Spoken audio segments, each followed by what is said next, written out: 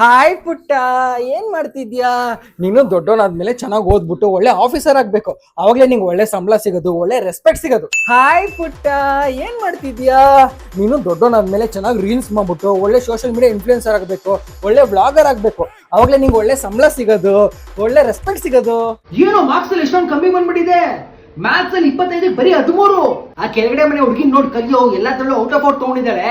ಏನೋ ಇದು ನಿನ್ ವ್ಯೂಸ್ ಎಲ್ಲ ಫುಲ್ ಡೌನ್ ಆಗ್ಬಿಟ್ಟಿದೆ. ನಿನ್ನೆ ಹಾಕಿದ್ ರೀಲು ಬರೀ 10,000 ವ್ಯೂಸ್.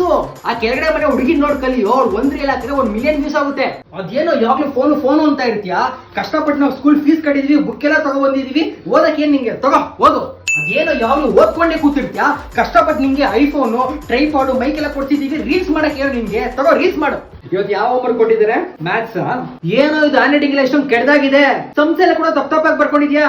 ಬಾಯ್ ಹೇಳ್ಕೊಡ್ತೀನಿ ಹೆಂಗ್ ಹೋಮ್ವರ್ಕ್ ಮಾಡೋದು ಅಂತ. ಕರೆಕ್ಟ್ ಆಗಿ ಮಾಡು, ಕರೆಕ್ಟ್ ಆಗಿ ಲಿಪ್ಸಿಂಗ್ ಮಾಡು.